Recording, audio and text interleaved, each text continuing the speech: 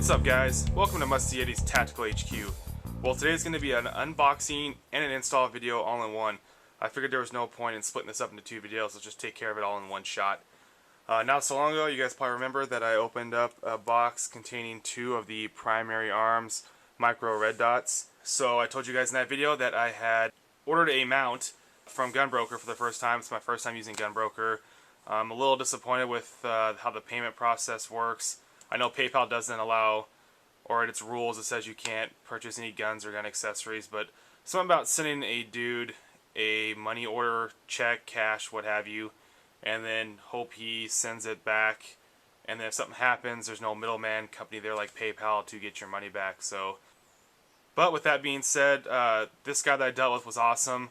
I probably annoyed him with way too many questions about how the whole thing works, and he was patient. I sent him the money order, and he sent it back, and it got here sooner than I expected. So, like I said, this is going to be the mount for the primary arms micro red dot. So let's just go ahead and bust this thing open. I'll show you guys what mount I decided to go with.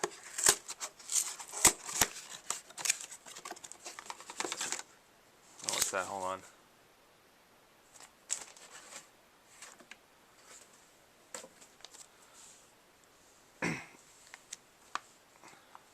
Let me do this real quick. Well, that's kind of cool. Well, so, like I said, this is my first time doing Gunbroker, and I saw that I had to pay Ohio sales tax and shipping. I cleared up the total with him before I mailed him the money order. He said it was good to go. I'm guessing the shipping was cheaper, so he sent me a overpayment. I'm guessing there's some cash in there. Let me look at the light. Yeah, it looks like it's some money. So that's kind of cool of him. That's honest of him to send me some money back for the difference of what I paid. Alright guys, I don't know if you can read the sticker on the packaging, but I decided to go with the Larue Tactical Aimpoint micro mount. The LT751 is the model number. Let's just go ahead and get this thing open. I'll show you guys exactly what it looks like, and then we'll go into some details of it and install it. So hopefully everything's here, and it's not beat up too bad, because this was a used product, obviously, from Gunbroker. So here's the mount. I chose to get this one because, A, it gets me as close to co-witness, absolute co-witness, as I possibly can get with the primary arms micro red dot. Also, it's a little lighter weight because, as you can see, the base of this thing is contoured and it's skinnier there. So I know the other Larue tactical mount that's really popular is the solid base one that's hollow that people put their batteries in underneath. But I was more concerned with absolute co-witness and keeping the weight down, because if I'm getting rid of that EOTech and going with something smaller, I'm going with as light as possible. Included in the bag should be some screws and stuff. Let's see.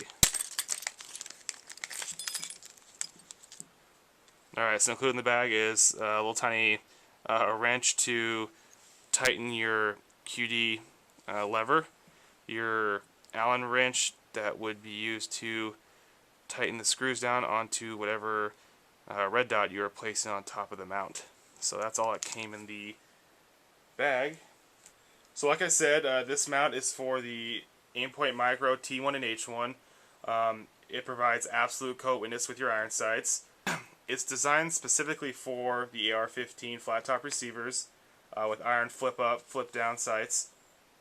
I'm just reading off their website here, guys. The I-beam design provides the user with a better field of view and is lighter than our LT660 mount. And I think the LT660 mount is the solid base one I was talking to you guys about. Like all Larue mounts, it is precision machined out of bar stock aluminum and matte black anodized to provide durable, non-reflective surface finish. The locking Larue speed lever provides outstanding return to zero. The optic can be removed and replaced without loss of zero. Comes with clean mounting screws, yada yada yada. Okay, so that's about it. Is there specs on here? I can tell you guys the weight of this thing. I guess I just assumed it was lightweight because it didn't have that thick base to it. Oh, okay. Well, I'll maybe look it up later and annotate it in the video. Alright, so there is your mount. Now, if you guys have the primary arms, I can't speak to the aim points, what they look like, but I'm just going to assume they look the same. So, when you get your primary arms micro red dot, you have these 4 screws here. Now that's what's really cool about the primary arms micro red dot, is that the bolt pattern matches the bolt pattern of the Aimpoint Micro. So any mount that works for the Aimpoint Micro will work for your primary arms micro red dot. So when you get this, they actually include the Allen key. You're going to take it, you're going to loosen up those bolts to remove the base. I have two, so I went ahead and did that. So you're going to remove the base, and that's what it looks like. It's just a little skinny base that allows you to attach it to a Picatinny rail. So you're going to remove that, and you're going to get stuck with your red dot with no base. So that's why it's important for you guys, if you're looking for a primary arms micro red dot, to get the removable base. Don't restrict yourselves and get the non-removable base, because then you're going to be stuck with this guy, and all you can do is mount it to a flat top or a riser. And I think there's risers for these that get it pretty close to absolute co-witness, but like I said, your mounting options are limited, so just keep that in mind. This is going to be done off camera because I've seen some videos and it's a little tricky, but the way it works is you can decide which way you want your lever to go. Some people like to push it forward. I'm going to pull it back and lock it when I do it. So my red dot's going to face forward. It's got this indentation here that's going to fit on the top of that square. So it just goes on like that. And you've got your holes down here that are going to line up on the mount with the red dot. And what you're going to do is take your Allen wrench, put it through the hole here, put a screw on there, and then just tighten them down one at a time. Now do it when you tighten these things down. Tighten it down as if you were tightening a tire. Don't tighten one down all the way and then go to the next one. Just go back and forth in like what you call a star pattern. Alternate doing it tighter and tighter until you get it all the way. Now I can't find my blue Loctite, which is what I prefer to use, so I'm going to use this red extra strength. Now this is a little bit risky to use this, guys, because if you put too much and you go to take that thing off, there is a slight chance that it might be so tight that you might strip your threads coming out. So I'm going to put very, very little on my mounting screws here, and then hope that doesn't cause me any issues down the road. So yeah, I'm going to go and get that started. I might do it on camera and just speed through this thing and fast forward. So let's see how it goes. Let me actually. Okay, I don't know if you guys can see that you probably can't. I put very, very little on there. I'm even going to split that with another screw, so it's not going to take up too much. Okay. Now this is going to be a pain in the butt.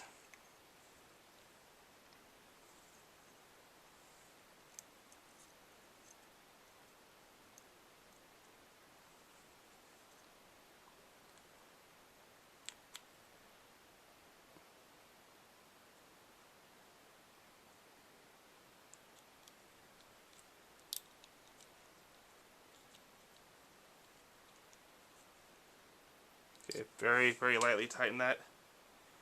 And I'm paranoid as always, so I'm going to make sure that my red dot is facing the right direction. Turn it on, look through it. Yep, okay, that's exactly what I wanted. Huh, no, that didn't just happen.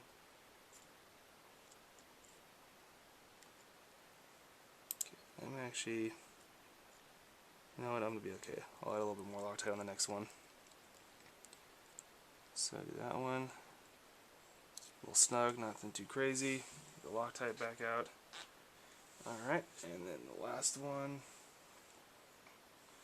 And, okay.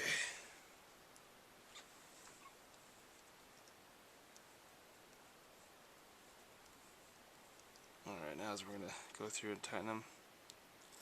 You don't want to go crazy here, guys. The threads on these things aren't, as I said, are really fine, so you don't want to strip these things. And a good way to avoid over tightening is when you're using your Allen wrench, never tighten down with the long end. Well, you can't even anyway. Anyway, in the future, unless you have a bolt that you know can take the torque, never tighten from the long end because you get too much leverage and you can over tighten. This smaller lever is normally a little bit better because, like I said, it doesn't allow you that extra leverage to really over tighten your screws. So it is officially mounted to the primary arms micro red dot. It's that easy. And the way this thing works is it pulls back, locks into place, and you press it forward, you hear that snap, and you know you're good. That won't come out because it's locked into that groove there. So a little safety mechanism there to make sure it doesn't come off. So looks like this thing's been used quite a bit. As you can see, it's the finish here has been worn down. But there it is, made in USA, Larue Tactical LT751. So let's go on to the next step and get all this crap out of the way.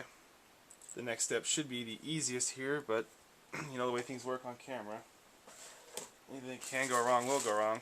So I've gone ahead and removed my, let me get that, there we go, my EOTech from my AR-15, and I actually went shooting the other day, so I got some gunk on it still, so it looks dirty. Don't give me too much grief. So all you gotta do is find a point. I'm just gonna go, I don't know, let me take this thing like this. I'm gonna go somewhere like that, why not? That might be a little bit too loose, I'm gonna have to tighten that up a little bit. Okay, let me do that real quick. Hopefully that did something. I feel like I didn't do anything, so let's just see.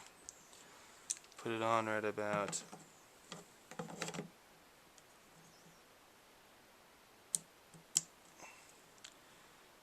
alright, that might be about it.